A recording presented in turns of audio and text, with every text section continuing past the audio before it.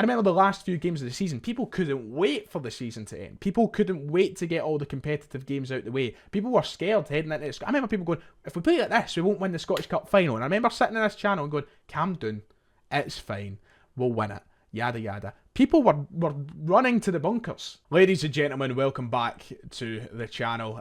We are now 24 hours on from Celtic's very premature, dramatic and disappointing cup exit to the hands of Kilmarnock yesterday. A game which has not gone down well and spawned some fantastic reaction, to say the least. So today, I'm going to try and bring it down a little bit, look at it with a level head, and condense a lot of my own reaction and your reaction from yesterday's game. Where does Celtic go from here? How do we improve? There's a lot of questions to be asked after what was a bitterly disappointing result to take.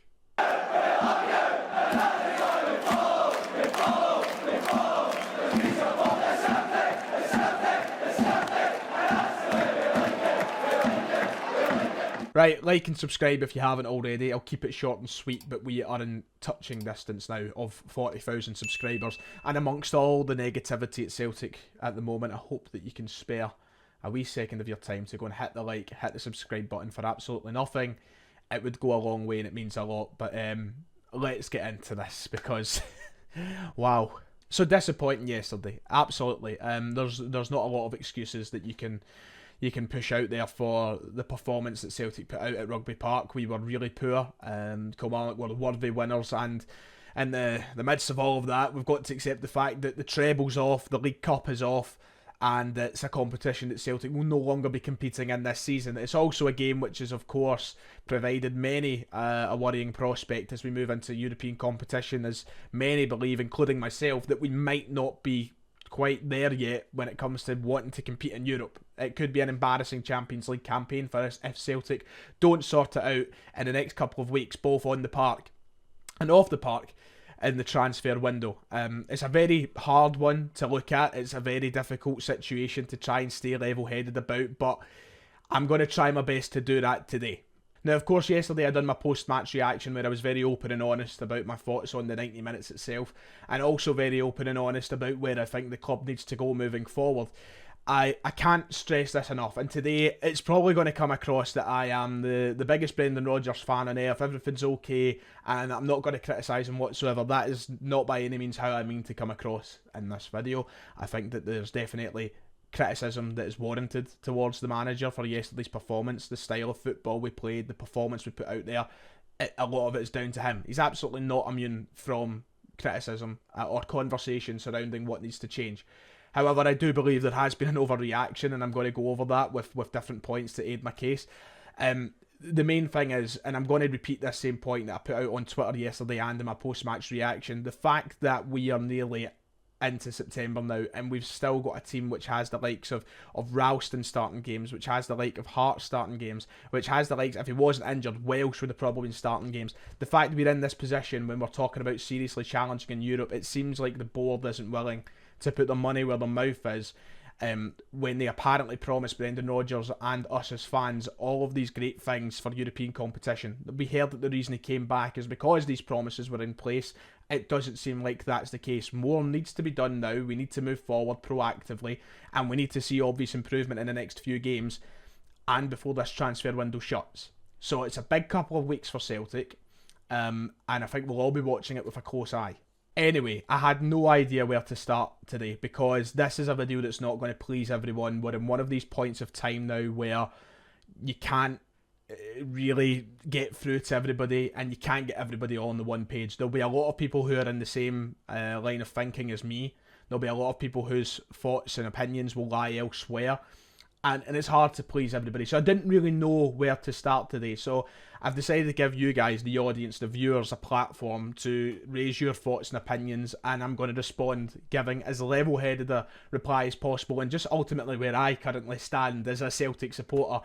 I think that, being honest, I'm probably a lot more content right now than what a lot of people are, but I've definitely got my concerns. So we're going to try and go over all of that. I've got you guys involved today, so let's not waste any more time, and let's get into this. Okay, let's start with Kevin, who replied, to the post saying, should we be concerned over the lack of identifiable style of play?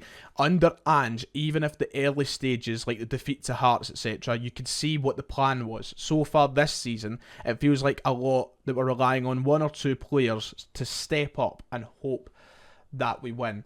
Right, okay, we're 3 games into the league season, or sorry, the domestic season. 2 games played in the league, 1 played in the League Cup, of course. 2 wins, 1 defeat, 7 goals, and we've conceded a handful as well. We're not exactly defensively looking great. We've conceded too many goals. We haven't kept a competitive clean sheet. Moving forward, 7 goals in 3 games would be normally a decent stat to have, but when you judge it alongside the performances, I guess that we are right to be a little bit frustrated and a little bit annoyed. Am I concerned over the unidentifiable style that we have right now? Should there be a more identifiable style? Absolutely. There is that to complain about, because we have looked a little bit lost, especially yesterday, where it just seemed like nobody really knew what they were doing and the performance was beyond questionable. Does Brendan Rodgers have to take the majority of stick for that? Absolutely. But I think that, a lot of people are jumping in two-footed very, very quickly. We are 3 games in, and I didn't expect anything to be the polished product. Did I expect it to be better? Absolutely. I'm hoping that comes in the next few games, because it really needs to, especially with the trip to Ibrox coming up. I think that it was always going to be difficult to go from what Ange Postecoglou wanted to do to then what Brendan Rodgers wants to do, and to make it look seamless. That was always going to be a big ask. And I think that yesterday rightly brings up a lot of questions. But it'll get there. We're looking at a class manager who has a group of fantastic players with him. I just hope that it's sooner rather than later. I think that if we're at this point when we're 10 games into a league season, then, you're right to maybe question the direction we're heading in as a club. But away from home in a plastic surface to a tough Kilmarnock side who have already started the season pretty well, I can understand that difficulty that's added into it. I don't want to make excuses, but it's now something that I guess Brendan Rodgers has to take to Lennox Town and fix. But let's not pretend like it was all roses when Ange first came in as well. Martin, he added into a kind of similar line of topic. He said that Rodgers needs to be given time. It took Ange 3 months and 2 windows to get the team playing the way that he wanted. Things just can't change overnight and be perfect. And I agree with that statement. That's the way that I would like to word it. I think that, it's been an increased level of difficulty in terms of understanding because of the man who's came in here and because of the background that surrounds it. I often wonder to myself in the past week or so, if we appointed another manager and he came in and we performed similarly, or we struggled with results in the same sort of fashion, would the backlash be as severe? I can almost guarantee it wouldn't. It's because we're in this situation where people have had their very open reservations about Rodgers being given the job again. I don't think that Rodgers can afford to have the same amount of time that Ange Postecoglou did, especially because Ange came into a side who were meant to be rebuilding and who were meant to struggle in that first season. He kind of had a get out of jail free card. Brendan Rodgers doesn't have that same luxury, and I completely understand that. But you've got to realise that these things don't change within 3 competitive games. They don't change overnight, as Martin has said. I just hope that we start to see the positives of it a lot sooner rather than later, because we can't afford to wait too long. But I am still confident that we will see that.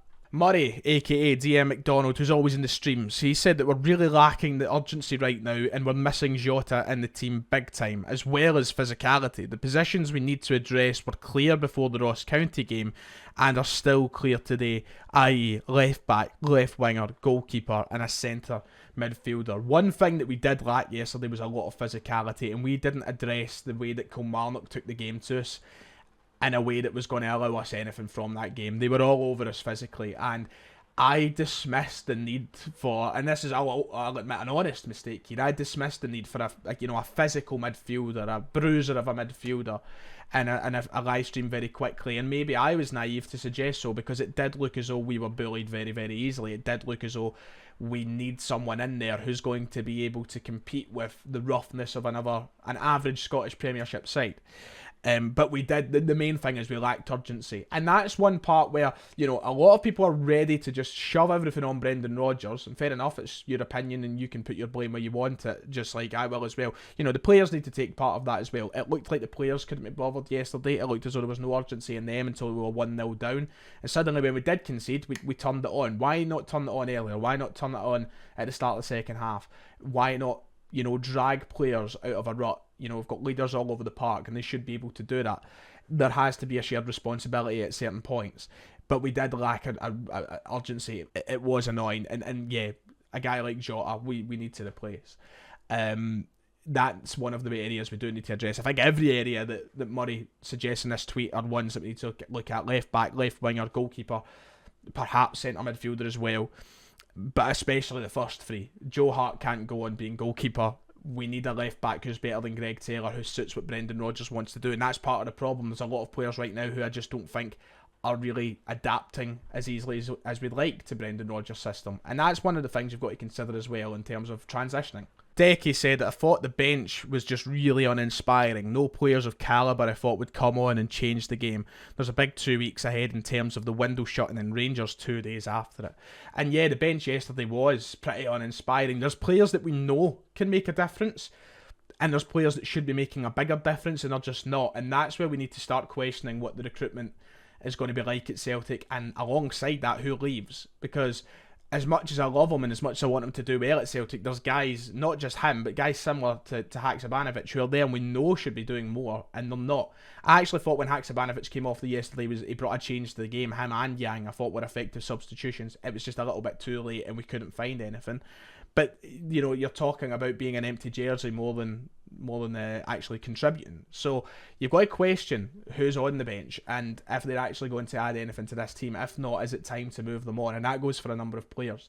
I thought Yang is probably the most positive substitution we had yesterday, but you do look along the bench and you question whether or not we have got the right players there to actually come on and dig us out of a game when we're 1-0 down. Because one of the concerns I had yesterday, and I said this in my post-match reaction, is if we are 1-0 down in other games and we're struggling in the same situation to find goals and find a positive outlook in the game, have we got the right players on the bench to help fix that?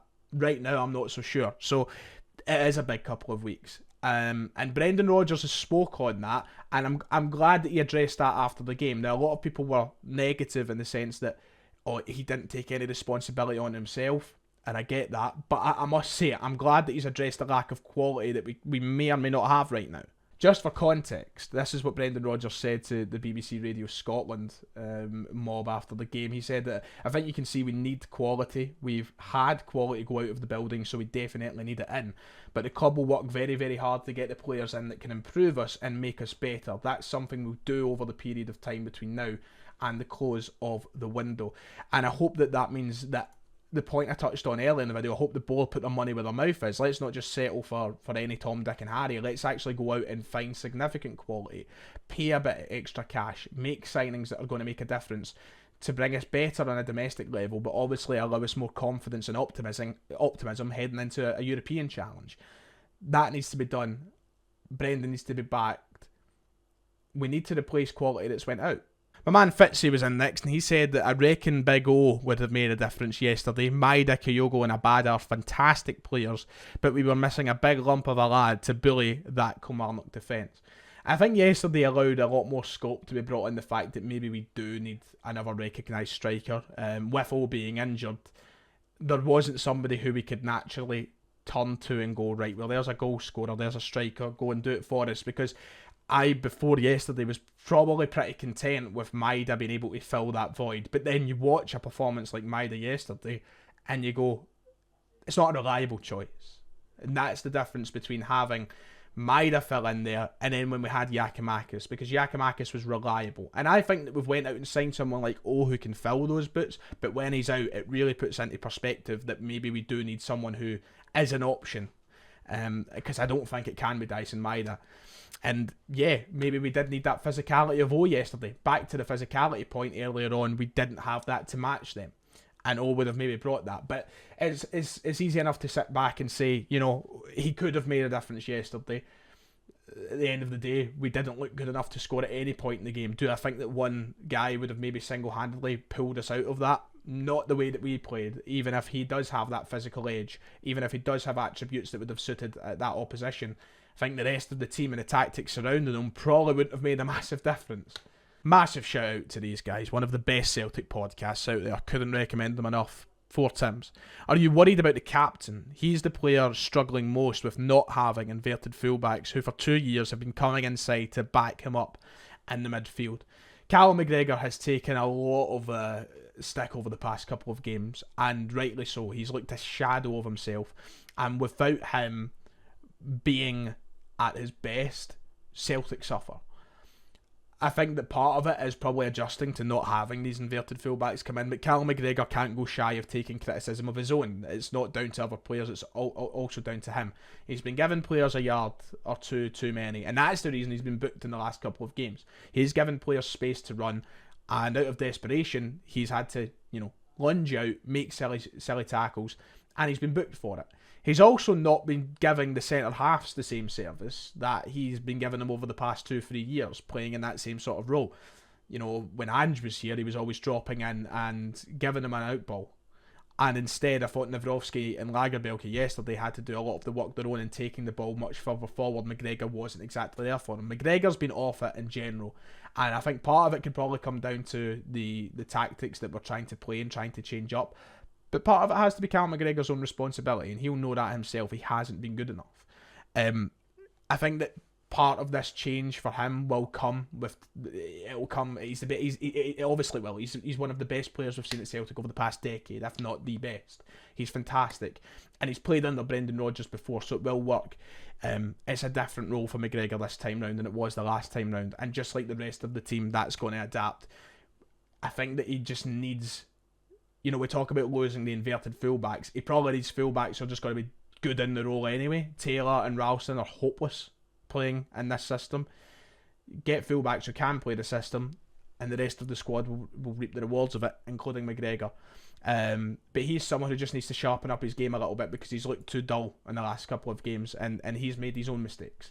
Right, I want to take it more into the overall reaction rather than the game itself yesterday, because a lot of it has proper wound me up, and I'm going to try and address some of it, but once again, one man's opinion, I respect everybody else's, etc, etc. But got to start off with the YouTube community section where Mark put this in. He said, I was one of the few who did not want Brendan back, and yesterday was what I feared for. I honestly thought we should have appointed Kevin Muscat, who took over from Ange in Japan and continued to play the exact same system. If that system is what we were going to see every week, it does not look good.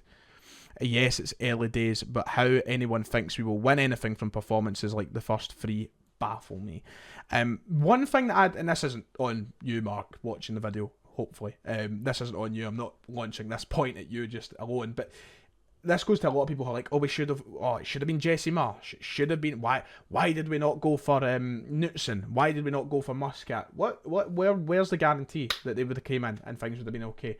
Why are we just assuming that those appointments would have came in, it would have been right as rain from the start, and it would have been fantastic? There's nothing to suggest that would actually happen. Yeah, the chances are good they could have came in and continued what Ange was doing, and it would have been fine and dandy, yada yada, but why are we just assuming? And yeah, the performances haven't been great, but once again, we're literally 180 minutes into a league campaign and 1 cup game in, and we're finished apparently, and it's really, really winding me up. I get that this is obviously the ammunition that the people who didn't want Brendan Rodgers, this is what they needed. This was the kind of thing they were waiting for, so that they could say, oh, I told you so. And I get that, because it hasn't been great, but I think to just jump, it's very reactionary. And it's something that I'll get that if it still exists in 8-9 games time, but look, we know the success that Rodgers brings to Celtic. He literally won 7 out of 7 trophies in his first tenure here, and I almost feel like come May he's going to leave a lot of our own supporters looking foolish rather than opposition. But who knows? Once again, one man's opinion. And that's the thing that's wound me up, and I've saved this for the end of the video when I probably should have started off with this. That's one thing that's wound me up a hell of a lot over the past couple of days, or even extend over a week. And I want to bring up this tweet, which wasn't in reply to mine, but it was one of the best tweets I've seen all morning, and it's about the revisionism of Ange's spell. Look, listen, Ange was brilliant. His football was brilliant. Fantastic. I love him and I wish him all the best at Tottenham. And I loved his time here at the club. It was a fun 2 years. But why are we pretending so all of a sudden that everything is fantastic? And like, we never had any of this under Ange. Why has that become a trend? Why is that a thing? This has happened. It's happened under every manager that's ever been at Celtic. And once again, through it all, at the times, I can go back, and I was still level-headed through that. It doesn't matter who's in charge for me. You can tell when there's a call for proper panic station. It never happened under Ange, and I don't feel like there's a need for it to happen now. This was the tweet here. The revisionism over Ange's spell is funny. Last October, we got beat 2-0 away to St Mirren, came back from the break and squeezed past Motherwell 2-1 at home before needing a Yakimakis 95th minute winner away to St Johnstone in the following game. There was discontent. And I remember there was discontent because Hugh Keevins was on the radio saying that Celtic were in the midst of an implosion. Twitter was going absolutely mental. And it wasn't only last September, October. It was as recent as this year in the last 3 or 4 months. I remember the last few games of the season, people couldn't wait for the season to end. People couldn't wait to get all the competitive games out the way. People were scared heading into it. I remember people going, if we play like this, we won't win the Scottish Cup final. And I remember sitting in this channel and going, calm down, it's fine, we'll win it, yada yada. People were running to the bunkers. And now we're all pretending as if that never happened. Can I remind you, from about March onwards to the end of the season, we weren't great under Ange. And we weren't playing beautiful, lovely Ange ball, were we? Fuck. We were awful. We were really poor. The game against Motherwell at Celtic Park, we were mince. The derby that we got pumped 3-0 in, we were mince. There was a lot of questionable performances, but now suddenly it was all roses and it was fantastic week in, week out apparently. No.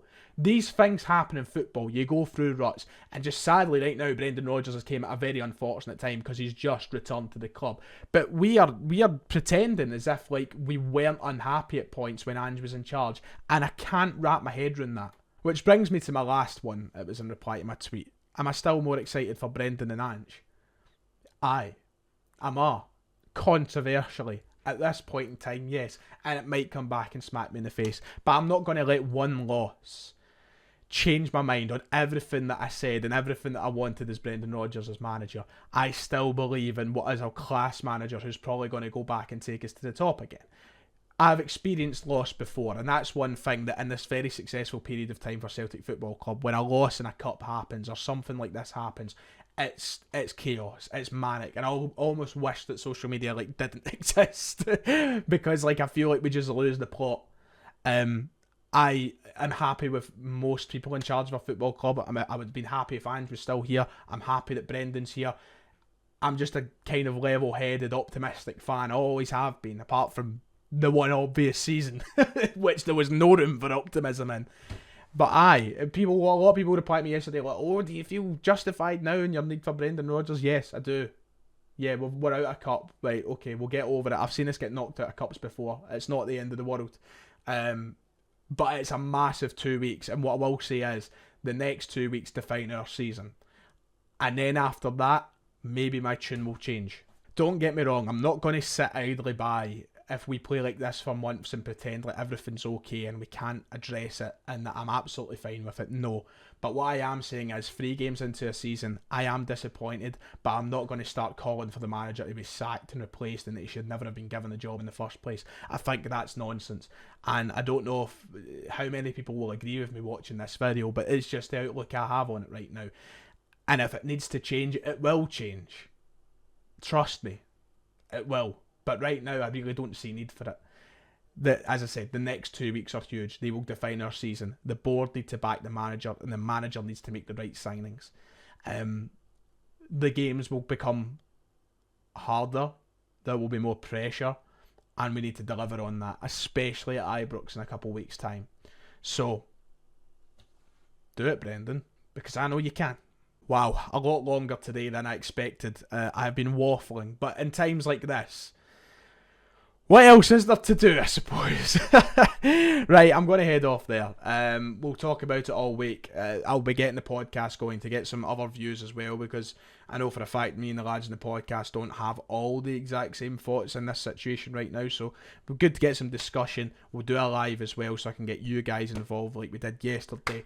But remember, it's all opinion. Everybody's entitled to theirs, and if you're thinking that Rodgers should be gone already, fair enough. I just don't agree. and that's all. So no need to threaten death or anything in the comments, okay? Right? Thanks. Okay, doke. See you next time.